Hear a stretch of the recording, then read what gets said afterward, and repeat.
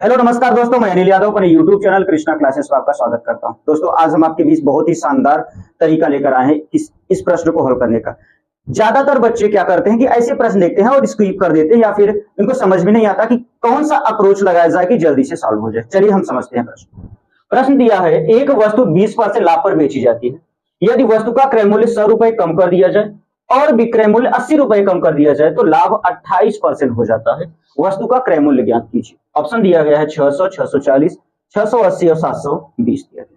चलिए हम प्रश्न को समझते हैं। पहले दिया क्या गया, 20% का लाभ, यानी अगर हम सीपी लिखें और एसपी लिखें तो 20% का जो फ्रैक्शन बनेगा, 20% का फ्रैक्शन बनता है 1/5, यानी 5 में 1 का लाभ हो रहा है, यानी जो वस्तु 5 का था वह कितने का मिलने लगा। अब मान लेते हैं 5x और 6x।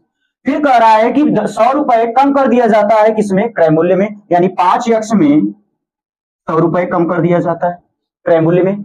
और फिर कह रहा है जो विक्रय मूल्य दिया उसमें से 80 रुपए कम कर दिया जाने, यानी 6x में से 80 रुपए कम कर दिया जाता है। अब इसके बाद भी इसे कितने परसेंट का लाभ होता है, 28% का लाभ। और अगर हम 28% की बात करें तो 28% का फ्रैक्शन बनेगा कितना, 7/25।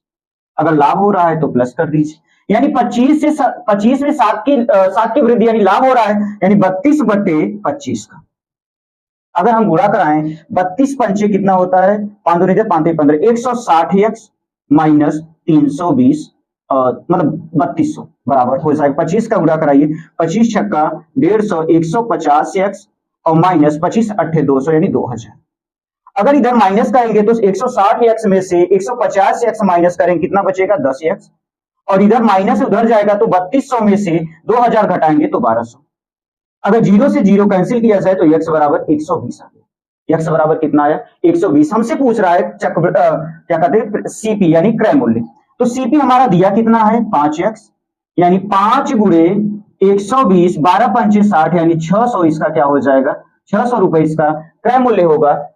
ऑप्शन नंबर ए हमारा क्या हो जाएगा, सही उत्तर होगा। दोस्तों अगर आपको ये तरीका समझ में आया हो, आपको ये पसंद आ रहा हो तो इसे लाइक कीजिए, अपने दोस्तों के साथ शेयर कीजिए।